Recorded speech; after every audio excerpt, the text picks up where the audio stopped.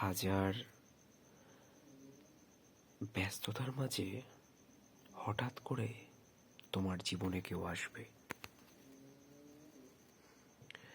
চারিদিক থেকে যেন এক মৃদু প্রস্ফুটিত বাতাস যেমন খুব গরমে হালকা হালকা বয়ে আসে এবং মিষ্টতা লাগে, ঠিক তেমনই এই সম্পর্কের মিষ্টতা অনুভব হবে।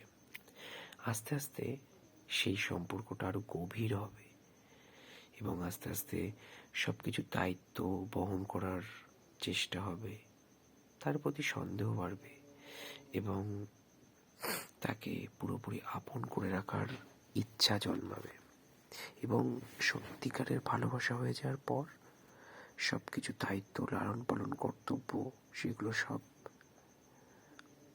অটোমেটিক্যালি চলে আসবে। কিছুদিন পর যদি কোনো একটু সমস্যা সৃষ্টি হয় বা কোনো দরকারে বা কোনো অসুবিধাতে যদি কোনো রকম একটু মনোসংযোগের আঘাত হয়, তখন অনেক রকমের এক্সকিউজ চলে আসে। আমি কি তোমাকে বলেছিলাম তোমাকে এটা করতে? আমি কি তোমাকে বলেছিলাম তোমাকে ওখানে যেতে?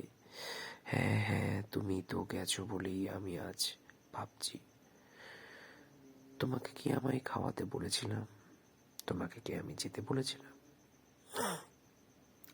কেউ কাউকে যেতে বলে না। সম্পর্কের এই পিছু টান থেকে তো কেউই কখনো ছাড় পায়নি না।